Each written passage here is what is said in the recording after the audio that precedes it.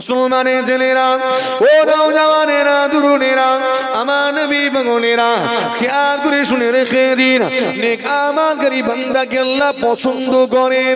কতটা পছন্দ করেন, কতটা ভালোবাসেন, আল্লাহ পাক জানিয়ে দিলেন, ফামান কানা ইয়ারজু লিকা রাব্বিহি ফালিয়ামাল আমালান সালিহ।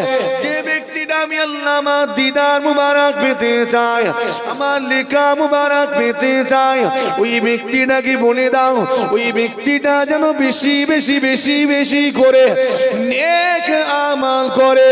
তাহলে বোঝা গেল আমার আল্লাহ পাক নেক বান্দার উপর, নেক আমলকারী বান্দার উপরে খুশি হয়ে যান। এতটা খুশি হয়ে যান, নেক আমলকারী বান্দার উপরে খুশি হয়ে তাকে আল্লাহ পাকের লেখা মুবারক, দিদার মুবারক নসিব করে থাকে। প্রত্যেক জান্নাতি বান্দা আল্লাহকে দেখবেন না দেখবেন নি, লেখা মুবারক আল্লাহ দেবেন, নেক আমলকারীকে আল্লাহ দিদার দেবেন। মুসলমানের ছেলেরা, শুধুমাত্র নেক আমল করলে হবে না, শুধুমাত্র নামাজ পড়লে হবে না, রোজা রাখলে হবে না, কেবল হজ করলে হবে না, যাকাত দিলেও হবে না। এদিকে মানুষটা নামাজও পড়ে, ওদিকে সুদের মালও হজম করে, আছে না নেই? শুধু নেক আমল করলে হবে না। মানুষটা রোজা রাখে, গীবত করে, চগলখুরি করে, মানুষটা নেক আমল করে হজ করে এসেছে, কিন্তু হজ করে আসার পরেও আল ছাটার অভ্যাসটা গেল নি। বলুন তো দেখি, ওই মানুষটা নাজাত পাবে তো? কেন পাবে না? নেক আমল তো আল্লাহ পছন্দ করেন, ও তো নেক আমল করছে। তাহলে শুধু নেক আমল করলে হবে না, সাথে সাথে বদ আমাল গুলো থেকেও বাঁচতে হবে না, হবে নি? কথা বলে না কেন? শুধুমাত্র নামাজ পড়লে হবে না, সাথে সাথে আপনাকে খারাপ আমালগুলো থেকেও বাঁচতে হবে, শয়তানি আমালগুলো থেকেও আপনাকে বাঁচতে হবে। মুসলমানের ছেলেরা, ও নওজওয়ানেরা, তরুণেরা, আমার নবী পাগলেরা, খেয়াল করে শুনে রেখে দিন, আল্লাহ পাক কুরআন শরীফে আপনাকে আমাকে বহু জায়গায় খারাপ কাজ থেকে বিরত রাখার জন্য, সতর্কতা অবলম্বন করার জন্য জানিয়েছেন। আল্লাহ পাক ঘোষণা দিলেন, ইয়া আইয়ুহাল্লাযীনা আমানু ইন্নামাল খামরু ওয়াল মাইসিরু ওয়াল আনসাবু ওয়াল আযলাম রিজসুম মিন আমালিশ শাইতান ফাজতানিবুহু লাআল্লাকুম তুফলিহুন। আমার আল্লাহ পাক এই আয়াতে চারটি শয়তানি আমালের কথা উল্লেখ করেছেন, আপনাকে আমাকে সতর্ক করেছেন। আমার ঈমানদার বান্দা বান্দিগণেরা, ইন্নামাল খামর, মদ্যপান করো না, ওয়াল মাইসির, জুয়া খেলো না, সট্টা খেলো না, ঈমানদারেরা পাশা খেলো না। আল্লাহ পাক আরো সতর্ক করে নিষেধ করলেন, ওয়াল আনসাব, ঈমানদারেরা বুত পূজা করো না, মূর্তি পূজা করো না। আল্লাহ পাক আরো সতর্ক করে জানিয়ে দিলেন, ওয়াল আযলামু রিজসুম মিন আমালিশ শাইতান। ঈমানদারেরা, আর তোমরা ভাগ্য নির্ধারক তীরকে ব্যবহার করো না, অর্থাৎ তোমরা লটারি কেটো না, কেননা এগুলো হলো রিজসুম মিন আমালিশ শাইতান, শয়তানের ঘৃণিত আমাল, ঘৃণিত কাজ।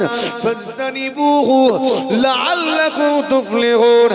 আমার ঈমানদার বান্দা বান্দিগণেরা, যদি তোমরা সফল কাম হতে চাও, যদি তোমরা পরকালে জান্নাত লাভের আশা করো, তাহলে ফাজতানিবুহু, এই সমস্ত ঘৃণিত শয়তানি আমালগুলো থেকে নিজেকে বাঁচিয়ে রাখো, বিরত থেকো।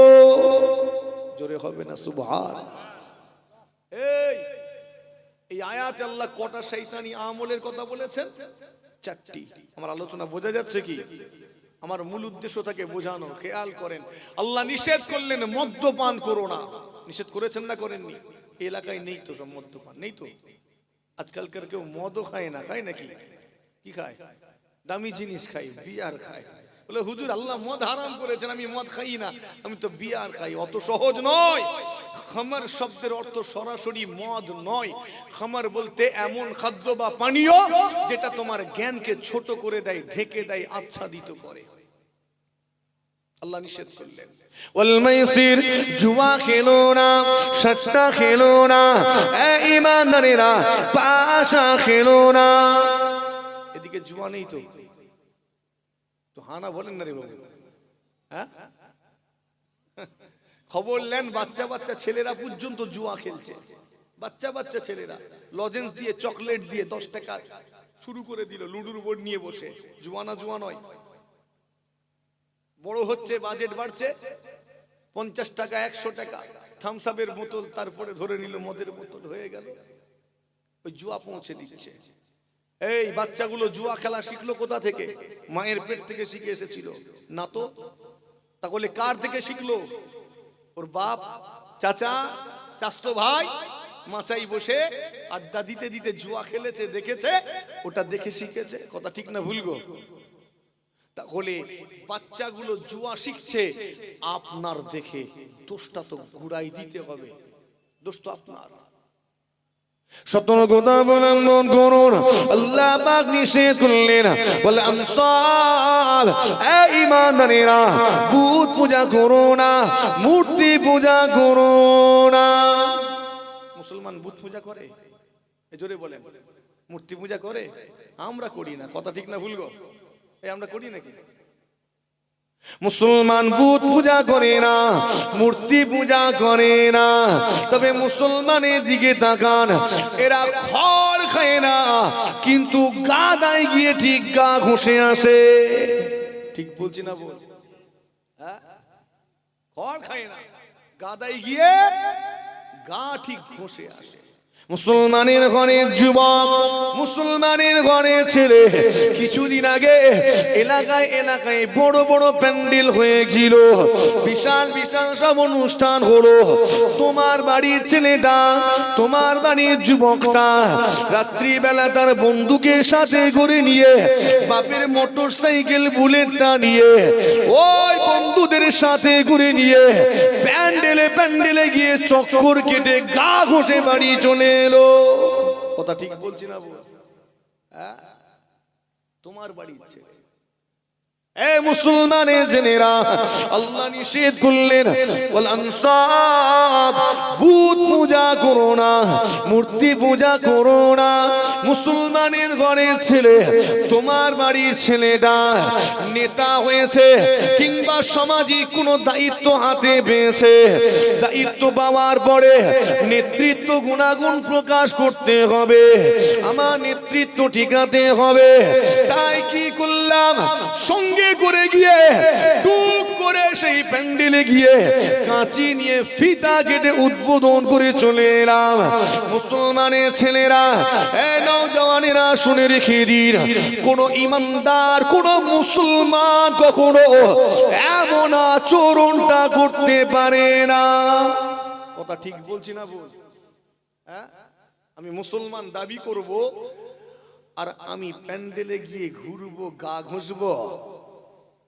হ্যাঁ, মুসলমান দাবি করব, গান বাজনাকে বাড়াওয়া দেবো আরো। আল্লাহ নবী বলছেন তোমরা গান বাজনা তো করবে না, যেখানে হয় সেখানে যাবেও না। কথা ঠিক না ভুল গো? সেখানে যাওয়া যাবে? আমরা চলে যাচ্ছি, অথচ মুসলমান দাবিদার। এই দুনিয়া কদিনের? দুনিয়া কদিনের? দুদিনের। কতদিন বাঁচবে? 50 বছর, 60 বছর, 70 বছর। তোমার 70 বছরের দুনিয়াদারিতে তুমি চিরকালীন আখিরাতটাকে কেন বরবাদ করছো? কথা ঠিক বলছি না ভুল গো? হ্যাঁ, আখিরাত কেন বরবাদ করছো? মুসলমানের ছেলেরা, আল্লাহ পাক নিষেধ করলেন ওয়াল আজলামু রিজসুম মিন আমালিশ শাইতান। আর তোমরা ভাগ্য নির্ধারক তীরকে ব্যবহার করো না, লটারি কেটো না, কেননা এগুলো হলো শয়তানের ঘৃণিত আমাল। ফাজতানিবুহু লাআল্লাকুম তুফলিহুন। ঈমানদারেরা, যদি সফল কাম হতে চাও, আখিরাতে জান্নাত লাভের আশা করো, এই সমস্ত শয়তানি ঘৃণিত আমালগুলো থেকে নিজেকে দূরে রাখো, বাঁচিয়ে রাখো। তাহলে বোঝা গেল কেবল নেক আমাল করলে হবে না, সাথে সাথে খারাপ কাজগুলো থেকেও নিজেকে বাঁচাতে হবে। নেক আমাল করতে হবে, শয়তানি আমালগুলো থেকে বাঁচতে হবে। তাহলে ঠিকানা হয়ে যাবে আল্লাহর জান্নাত।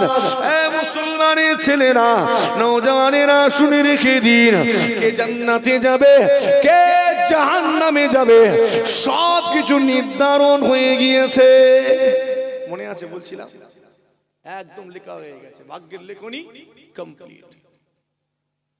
নসিবে যদি জান্নাত লেখা থাকে, নসিবে যদি জান্নাত লেখা থাকে, অনেক সময় দেখা যায় মানুষটা গুনার কাজ করছেন, অন্যায় করছেন, পাপ কাজ করছেন, আমার আল্লাহ পাক ওই ব্যক্তিটাকে দিয়ে শেষ বেলায় এমন একটা কাজ করিয়ে নেবেন, তওবা করিয়ে নেবেন। দেখা যাবে এই তওবার খাতিরে আল্লাহ তার পাপ রাশিকে ক্ষমা করে দিয়ে জান্নাতি বানিয়ে নিবে। কথা বোঝাতে পারছি? নসিবে লেখা আছে জাহান্নামী, দেখা যায় নামাজ পড়ে, রোজা রাখে, তাসবিহ তিলাওয়াত করে, কিন্তু নসিবে কি লেখা আছে? নসিবে জাহান্নামী। আল্লাহ শেষ বেলায় এমন কিছু কাজ করিয়ে নেবেন যার কারণে ওর ঠিকানা হয়ে যাবে জাহান্নাম। কেন? নসিবে লেখা আছে। তো আপনার ঈমানটাকে দৃঢ় করুন, ঈমানটাকে মজবুত করুন।